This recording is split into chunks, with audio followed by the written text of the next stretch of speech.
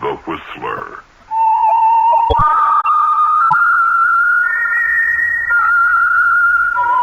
Presented by the United States Air Forces in Europe.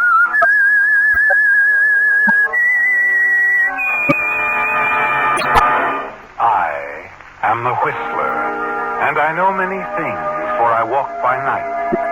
I know many strange tales hidden in the hearts of men and women who have stepped into the shadows.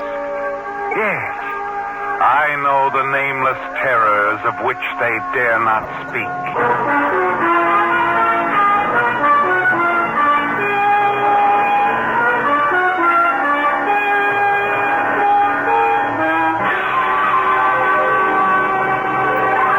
For the third consecutive year, a program aimed at bettering relations between the command and the host nation groups. And now, the Whistler's strange story. Escape to Doom.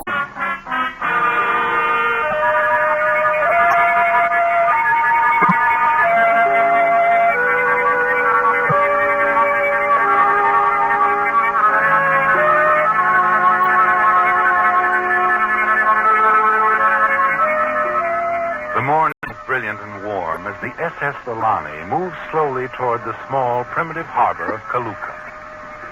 The passengers stand anxiously along the dock, taking in the picturesque South Pacific Islands. It's all there, the blue lagoon blending into the blue mountains. But the enchanting island doesn't capture everyone's eye. No. Something interests Paul Wilson much more, doesn't it, Paul? Yes. She's standing at the rail a few yards away, unaware of your stare. But Jane Gilkey, standing beside you, has noticed your focused attention. Paul, that's enough. Enough. Mrs. Diane Kimberly. You haven't taken your eyes off her since we came out on deck. Trying to catch your eye. Why?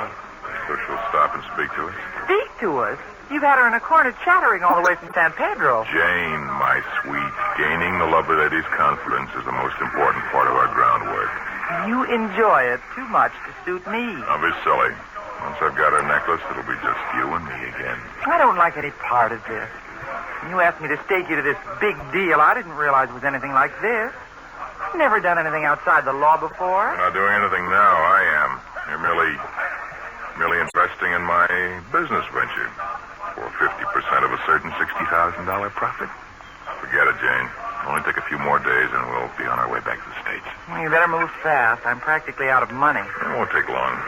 I hope not. I'm really fed up watching you romance with Mrs. Diane Kimberly. Well, you just might look forward to your half of that $60,000 we'll get from Mrs. Kimberly's necklace.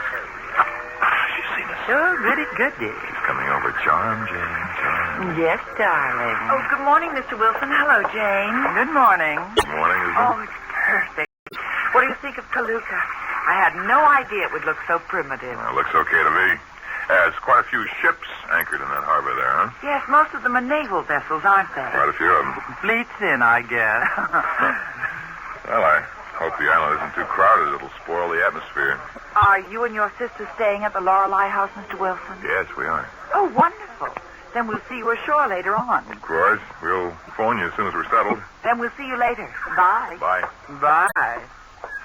Jane, if you're not careful, you'll ruin everything with that nasty disposition of yours. Well, I'd like to throw that dame over this Keep side. your voice down. I know exactly what you're about to say, so just don't bother. Anything you say, mister. Let's go ashore, shall we?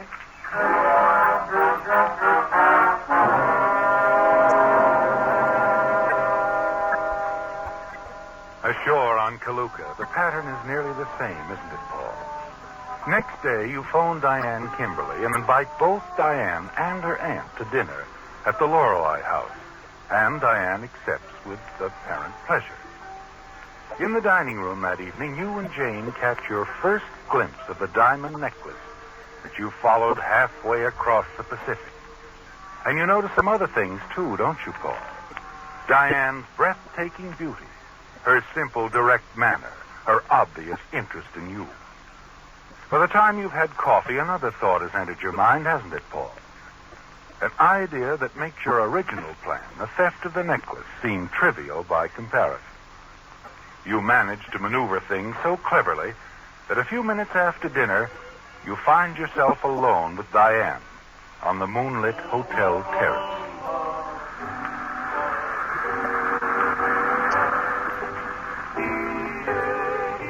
I never imagined anything could be as lovely as this. There's nothing like this in the little towns I've lived in. Little towns? Yes. From Alaska to Uruguay. Oh. Your husband was a traveling man, huh? Of a kind. He always wanted to strike it rich. Even the report of a gold strike drew him like a magnet. After we were married, I went with him, at least to the nearest towns. Real grub staker, huh? And an investor. Practically every penny we could scrape together went into mining stocks. Nearly all of them proved worthless. Oh, that's usually the story, huh? He was killed in an accident 3 years ago. Oh, I'm sorry. At the time of the accident, we had nothing. I went to live with my Aunt Emily in Longview. We had to take in boarders for a while. But Joe did leave me 5,000 shares in a gold mine in Uruguay. And it paid off, huh? Yes. 6 months later, Joe's mine proved to be one of the richest in the world. It brings in more money every year than Aunt Emily and I could spend in 3 lifetimes. Paul, I think we know each other well enough now to drop the Mrs. Kimberly, don't you? That suits me, Diane. But you don't know very much about me yet. Very little. All I know is you have a sister. Both of you come from San Francisco. And you're both very pleasant company. Well, that isn't enough. So, what do you say, tomorrow morning at 9 o'clock I'll pick you up and we'll explore Kaluka together, huh? The whole island, just the two of us. Oh, it sounds fascinating.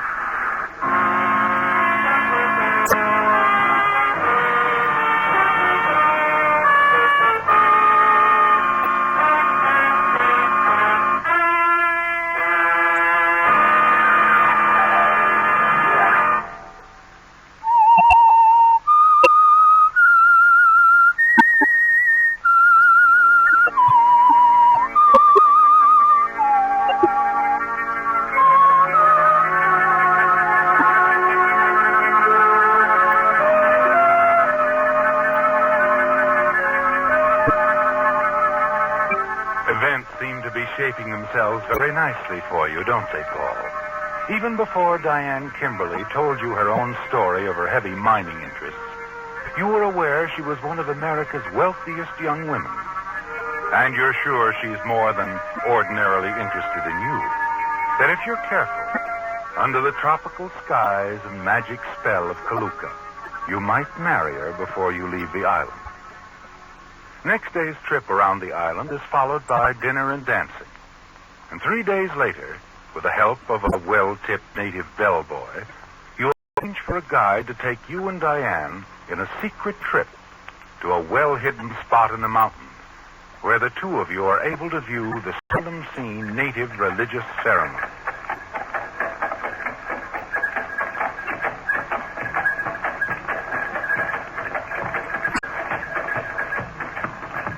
You hear? We stop. We get out now.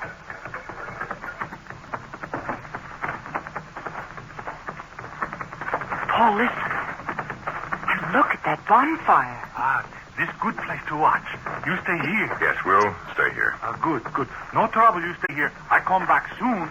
Okay? Okay. Remember, I come back soon. Is he leaving us here alone? Oh, we'll be all right. Diane, look, there by the fire. Now, just watch. Very few people get to see this. I think this is known as Te'ua Itirai.